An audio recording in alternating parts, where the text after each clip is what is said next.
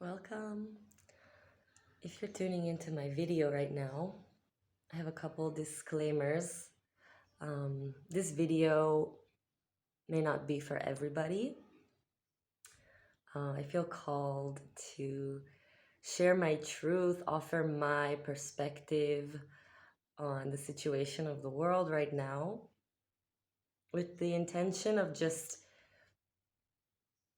bringing another perspective to light as an offering for those who are open to receive this transmission, and not everyone needs to receive it.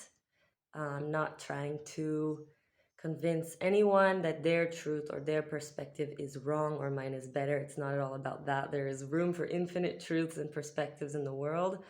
The more that we can unify ourselves with our truth from within and live that out, then we bring in more people who resonate with that same vibration, that same perception as us, right? So I'm speaking from a shamanic perspective, which means to me, really from the understanding that energy and matter are one.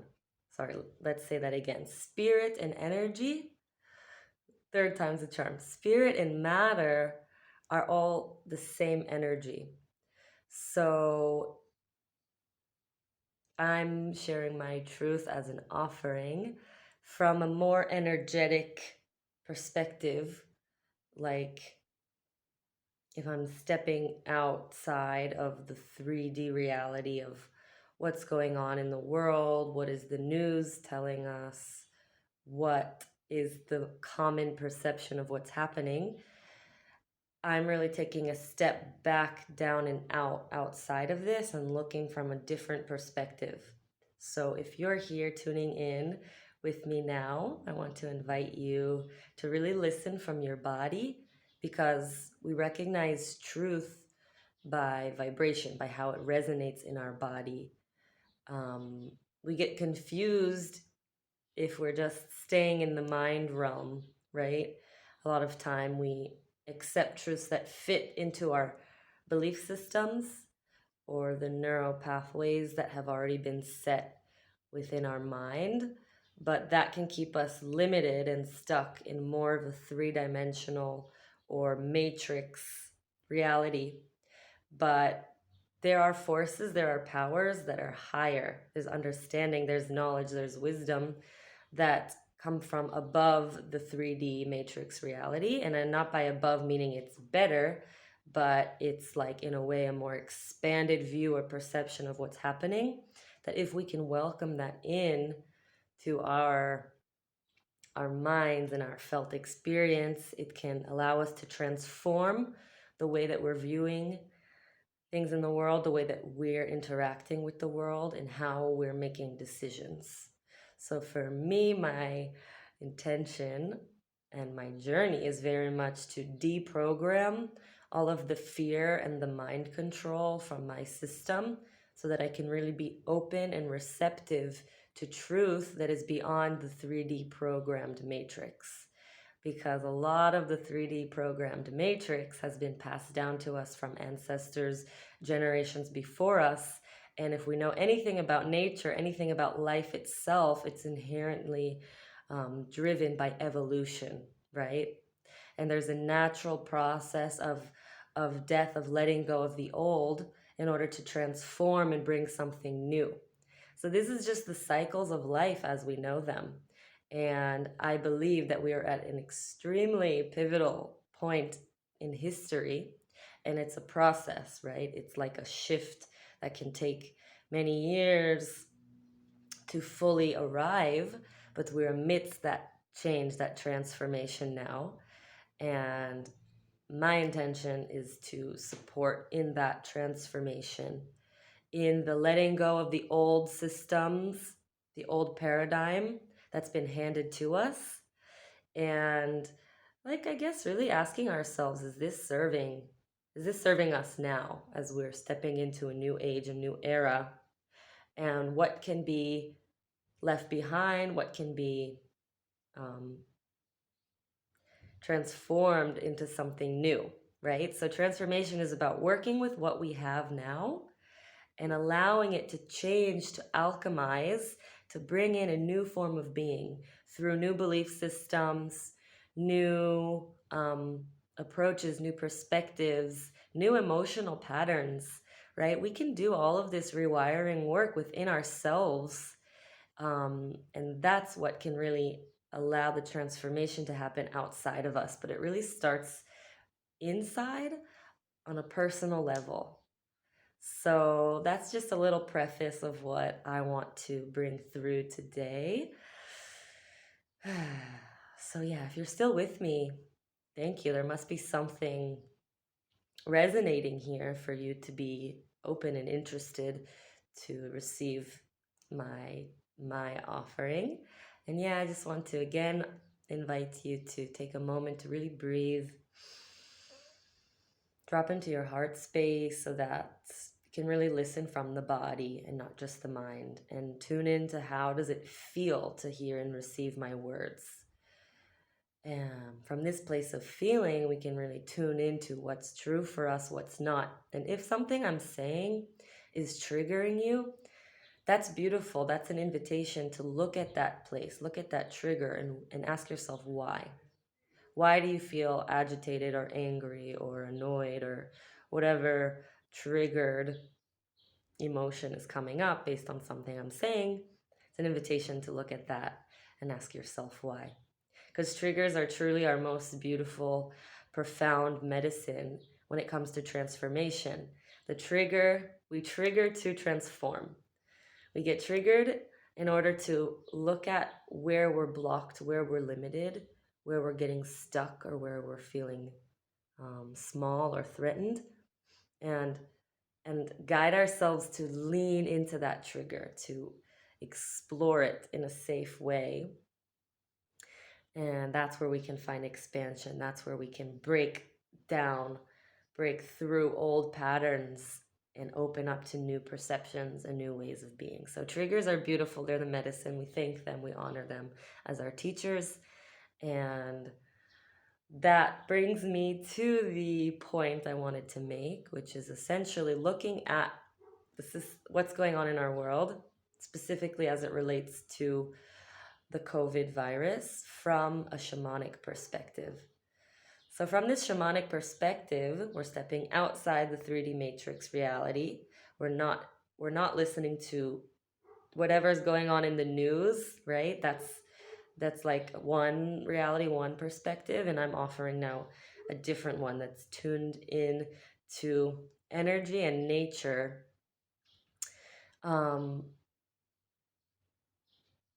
So how is COVID playing into our nature as a driving force, as a catalyst for transformation? And I believe that, like, not a single one of us on the planet right now can avoid this global transformation we're going through.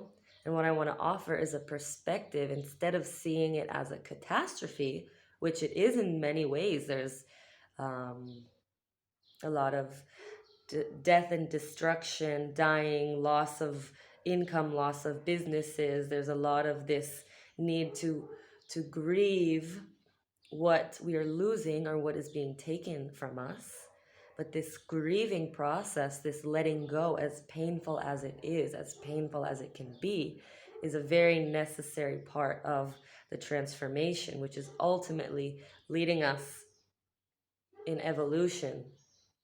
Evolution bringing the new, evolution bringing, I could say, better ways of being. Because if we're looking back at the last chapter of human history, we can really see that we've brought ourselves to a point of danger, right? Like we're potentially endangering ourselves as a species, not only us, many species around the planet. And if we don't change something in how we're living in relation to Earth and her resources, how we source and profit from the materials of Earth, bringing us to this point of potential collapse, right? It's not sustainable the way that we're taking from the earth without living in harmony, without giving back, without contributing to this natural cycle of give and take, because we are of nature, right? We are here within and of the ecosystem of earth. And if we're not aware of that and tuning into living in a harmonious relationship with our ecosystem, that's when we bring ourselves into potential collapse. And this isn't something new that I'm sharing, just bringing it to light, to kind of preface where I'm going, that Corona came as a catalyst to wake us up as a collective and change the way we're doing things. So if we want to look from a shamanic perspective, then we ask why? Why why did Corona come? And if it's a force of nature, what is nature? Why? What is it trying to say, to communicate? What's the purpose of it? Because naturally nature is, um, how we say, it's balancing itself, right? And destruction is part of that natural balance. Um, so what I see is that Corona came as a catalyst to awaken us as a collective to see how we're living out of integrity with this natural harmonious flow of nature, which is both within ourselves, right? We have our own harmonious flow if we're living in tune with ourselves. But then also, how does that cycle out into our environment and our understanding that we are a microcosm to the macrocosm. So how we are in direct relation to ourselves and our surroundings is a reflection of how we're in relation to the greater good, the greater earth. So if we're not living in integrity with ourselves, we're not honoring our desires, listening to our emotions and our intuition, really making the space to quiet ourselves enough to really listen in and live from our internal truth, then we can fall to victim to the stories and to the desires and to the intentions of the external world. And we've pretty much been raised from the time we're young, right, to live into the molds of society. There's certain cultural norms, certain ways of doing and being in the world that we must fit into in order to be safe and successful and worthy, and all of these things that our culture very often defines for us. So, in this pivotal moment of history, we get an opportunity to ask ourselves, are we really living in alignment, in integrity with ourselves? And I'm sending this message out not for everyone, but actually for a very specific group of us, a population of mostly young people, not only, but mostly like my generation, that we came to break, we came to make this transformation, right? We received all of the programs and the belief systems. We were handed down, um, the systems that were built by our ancestors before us. And now is this moment in human history where the transformation is here, it's inevitable. And we as individuals have the option to awaken to our personal part within that transformation, or not. We can stay in the old molds, we can stay in the old belief systems and the old ways of operating and see how that plays out, or we can awaken to the unknown future, which is calling us to tune in, listen to our soul, listen to our heart, listen to our desires, our emotions, transform and evolve with our inherent nature. And that's going to be expressed, that's going to be communicated completely differently and unique for every single one of us. And every single one of us who has this calling to awaken, to listen and live more true, to live inside out rather than outside in, every single one of us is so important and so needed in this collective transformation that we're going through together. Okay? So this is part of the transformation and a part of the healing that is needed to bring forth this new era, is that as individuals, we have to acknowledge that we matter and that we are capable of making the change and being the change and bringing the change, as small or as little as that is. Every single part, piece, and person matters. And not everyone is going to have this calling to awaken. Not everyone is going to choose to be a part of the change. And that's okay. All we can do is take personal responsibility for ourselves and align with that inner calling, right? And that's gonna reveal itself in its own timing. So if you're not there yet, don't judge yourself. There's a lot of compassion needed, because transformation is a long journey. It's a lifelong journey. It doesn't happen only once. And I'm here as a guide, a way shower, an activator, right? By living my truth, I'm my calling is to speak, to express, to share, to transmit what is possible from my own personal journey of transformation, so that others know they can do it too if they choose. We all have a choice, it's free will. And maybe it's not the time for you yet. Maybe it is. Maybe you've already been on this path for a long time. We all are at different parts in our journey, and doesn't mean that anyone is better or worse. It's just about um, the timing, and really staying true to you, to yourself. It will look different for each and every one of us. And part of that transformation is to honor the inner calling. Sometimes that means when we start to listen to these callings, when we start to transform, when we start to change our beliefs or our patterns or our goals, we can often no longer align with certain people who used to be close to us, used to be part of our circle, even our family. We can come into conflict because ultimately change scares people, and we can be understanding for that, right? But we don't have to let that keep us back or keep us locked into the fear or the need to stay the same for other people's comfort. When we change, it's uncomfortable for us and for others.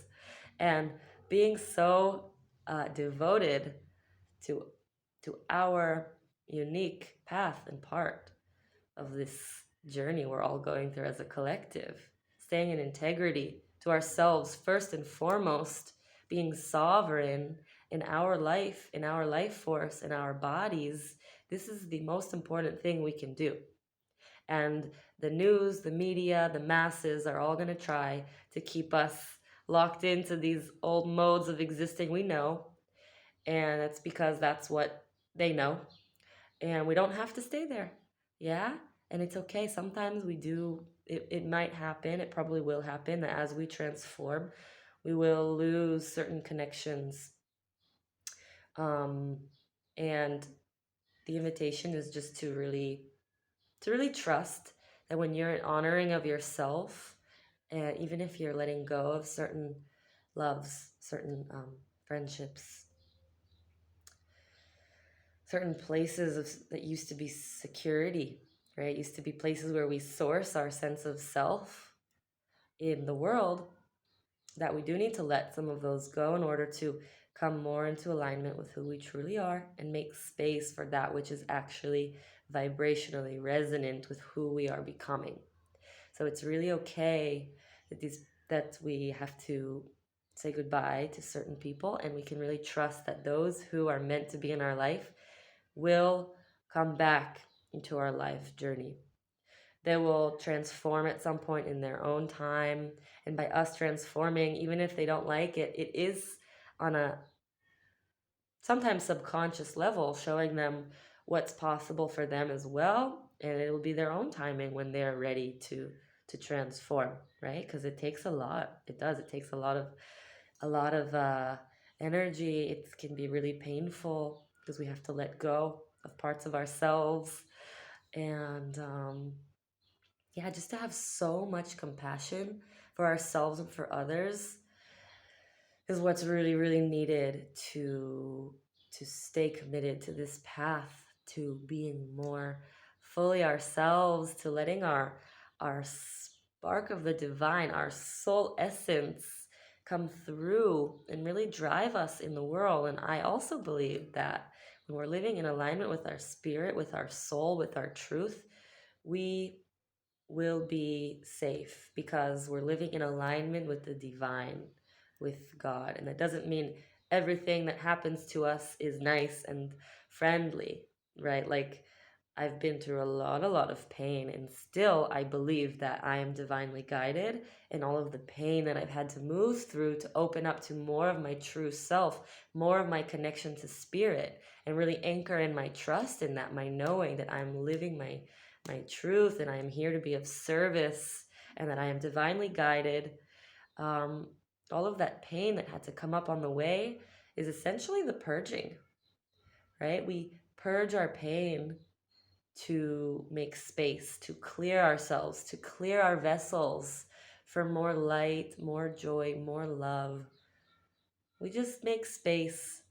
So whenever we're feeling really challenged, really triggered, really hurting, the invitation there is to hold ourselves there, to witness ourselves lovingly and compassionately, and remind ourselves or remind each other that this is the clearing work that needs to happen to release.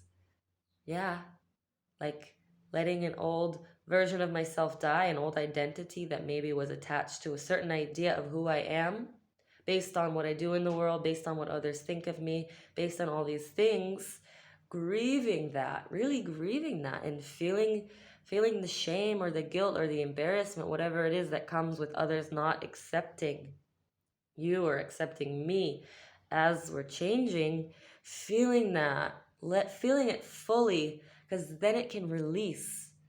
And then we can find true forgiveness and true compassion. But if we don't let ourselves feel it, if we get stuck in the protection mechanism of, oh, this isn't comfortable, so I'm not going to really feel it fully, I'm going to just go back to what I used to do, or do what this person is expecting of me because it's too uncomfortable, the pain of them not loving me. Like having the awareness and the ability to hold ourselves lovingly, kindly, and compassionately through the hard times, that is the art, that is the mastery of the journey, at least one part of it. So sometimes we need support. Not sometimes, we all need support systems to do this work. So currently I've had a whole team of healers and guides and mentors and teachers throughout my last several years of this journey. Even now I'm working with a therapist. We're doing inner child work, so she's really helping me to fully go deep and feel those painful emotions, and I'm learning how to do this myself with her guiding me. And I'm also working with a mentor, a vocal empowerment activist. So she's amazing, and she's really attuning me to the places in me, whether it's from this lifetime or last lifetime, that are holding me back. And we're going there, we're unwinding them so that my true and full expression and sacred service can naturally flow through. Because it's just about releasing these pain points, so that the energy can flow again. This is also like a part of the shamanic perspective. It's also tantric perspective, understanding that as a spirit in a body, we are just an energy system. So learning how to work with our emotions and our beliefs allows us to tune our energy system so that we can flow clearly and freely and live as the natural embodied expression of who we truly are. And when we're doing that, it's a vibrational work. So naturally, the world will start to shift to meet us in our vibration. So when we clear the dense vibrations, when we feel the hard emotions, when we let them go, and this happens in layers, and we can go through the same painful emotions again and again, each time releasing a little bit more, a little bit more.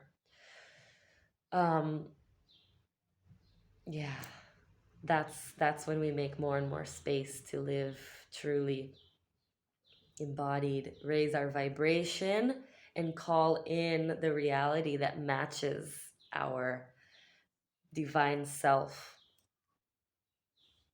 So I could go on endlessly, I guess. I'm going to leave the transmission there for now.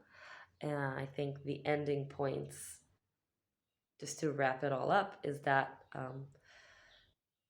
just really welcoming, seeing the beauty in the catastrophe, and understanding that we're going through a massive catalyst and transformation as a collective.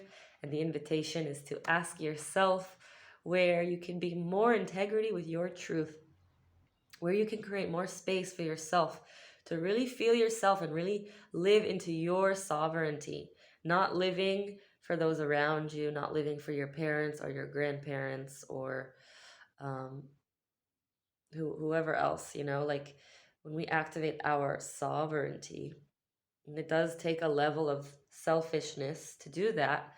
From there, we can live in true service and truly uplift the collective and everyone around us. But only when we're in this devotion to our unique soul, to our highest vibration, then we can uplift others. Only from that place can we create true change and be an agent, change agent in the world. Yes, so I'm speaking to the change agents out there, whether you already know you are or you're not, but if you're listening, you're vibrating. So there's something in you that's here for it. You're here for the transformation of the world. It's such an honor to be on earth at this time. Really exciting things are coming ahead. Just stay tuned into yourself. Stop listening to the fears and the stories of others. Really, shut off the news. It's not helping. It's not helping where we're going. It's only keeping us where we've been. And yalla, get through this together, guys. We're not in it alone. So, love you so much. Thank you for listening. Love to hear from you in the comments. And stay well.